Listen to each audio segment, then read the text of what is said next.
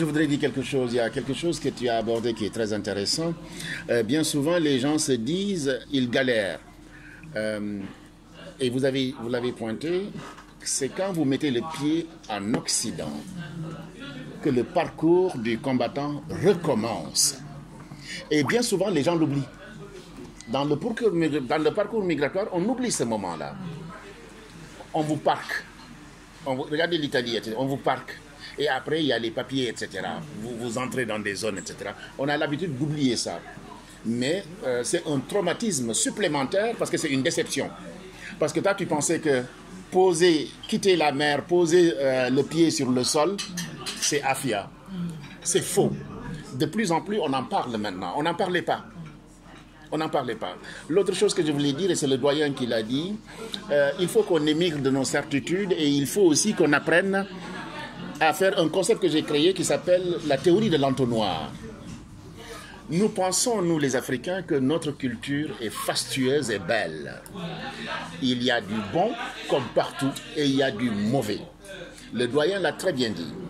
Et donc, je parlais de vous, doyen, sur effectivement les bonnes choses qu'on doit prendre et les mauvaises choses qu'on doit rejeter. Et j'ai dit que moi j'ai créé le concept de l'entonnoir.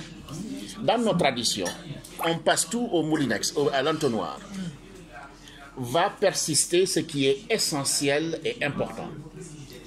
Et la théorie qu'on développe en ce moment, c'est comment intégrer la culture ou la coutume dans la modernité. Il n'y a pas d'antinomie. Et l'Africain est très complexé, il pense, il est dans la théorie de l'authenticité. Et il y a des choses qui ne marchent pas. Quand un couple ne fonctionne pas, et vous avez pris l'extrême, personne n'a pu répondre, mais moi je ne peux pas répondre. Mais dans l'islam et dans le christianisme, il y a des solutions. Par exemple, et il en a parlé quand, par exemple, une femme est possédée par un djinn. Ça arrive. Il a un amant djinn, etc. C'est la société qui comprend que c'est difficile et qui va dire ils vont rompre. Parce que sinon, il y a crime. Parce que la femme possédée ou l'homme possédé peut un jour piquer. Ça arrive. Et pour éviter ça, la société n'est pas bête. La société, c'est réguler la société. Il y a l'UNDEP, il y a toutes ces théories, etc., qui existent au Sénégal, l'UNDEP, etc. Donc, la société va dire, il faut arrêter. Et trouver un autre mari, ou bien faire une pause, pour que la femme puisse reposer. Parce que quand on est possédé, on est fatigué. Et ça arrive beaucoup dans nos couples ici. Et on ne le dit pas. Peut-être que des gens comme Charles reçoivent dans leur cabinet, etc. En anthropologie médicale clinique ou en ethnopsychiatrie. Moi, j'ai travaillé au centre Minkowska, etc. Donc, on rencontre des cas comme ça. Moi, ce n'est pas mon domaine. Moi, je suis philosophe. Je suis dans la pensée. Je ne suis pas praticien, etc. Mais je connais. Parce que j'ai beaucoup d'amis qui sont ethnopsychologues, anthropologues, etc. Chacun son domaine. Donc, ça aussi, ça existe. Pour qu'il n'y ait pas de crime, la société sait faire. C'est faire. Et ou dans un couple où il n'y a pas de communication, etc. Et Charles l'a très bien dit, il y a beaucoup de tiers en Occident. Et même dans nos sociétés. Je vous ai dit quand j'ai parlé tout à l'heure, mais on va voir un ami, il nous donne un conseil. Un petit rien quelquefois soulage. Mais on est tellement fiers, on ne veut pas. Orgueil. Mais un petit rien. Mais dans nos traditions, doyen, il n'y a que ça. Ce qu'on appelle la gestion traditionnelle des conflits. Et il suffit de lire, et il suffit aussi de lire la charte du Mandé, vous avez tous les codes.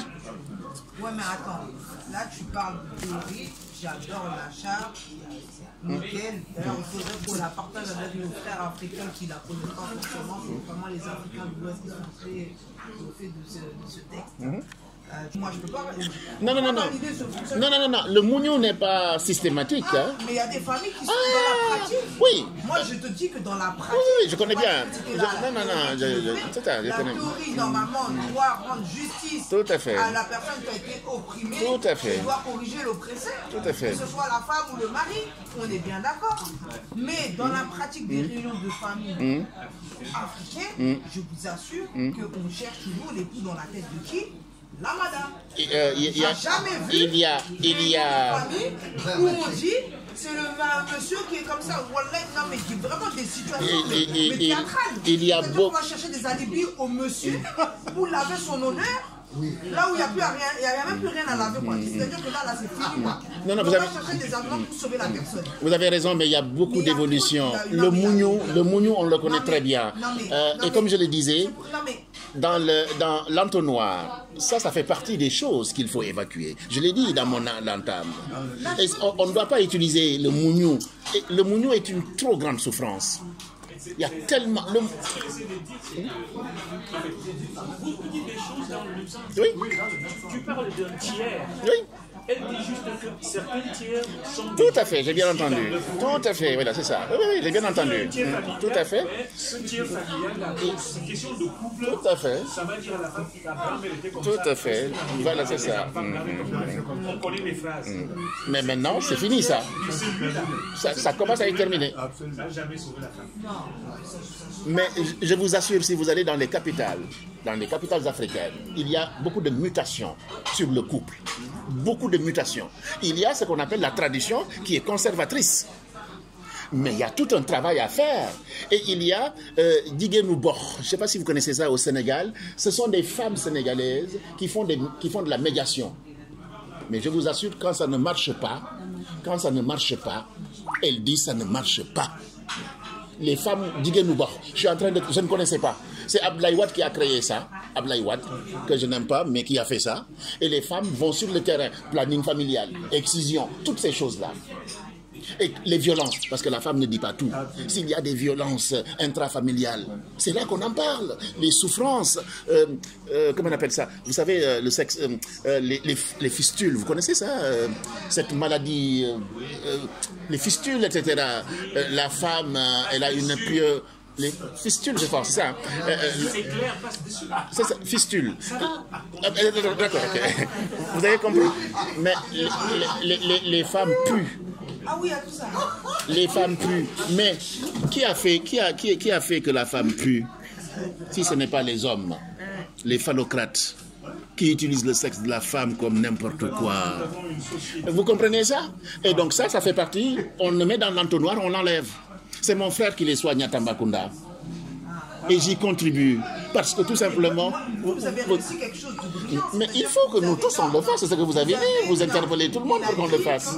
Le côté traditionnel doit être modernisé. Donc ils ont pris l'approche traditionnelle. Nous sortir du commissariat et elle a fini dans l'eau. Ce que je suis en train d'enseigner en ce moment, ce sont les violences intrafamiliales. En ce moment, je suis en train d'enseigner en ce moment les violences intrafamiliales. Là où il y a le plus de tabous. L'exiguïté des appartements. On est en France. Comment voulez-vous avoir 20 enfants dans un F4, F5 et vous accueillez tout le monde comme en Afrique? En Afrique, on a des maisons. Si tu n'as pas de place, il dort. Mais ici, la jeune fille avec de jolis seins passe devant son cousin, etc. Les parents ne sont pas là. Ils partent à 6 h du matin. Mais ces tabous-là, moi, je les enseigne aux éducateurs spécialisés. Je dis, il faut en parler.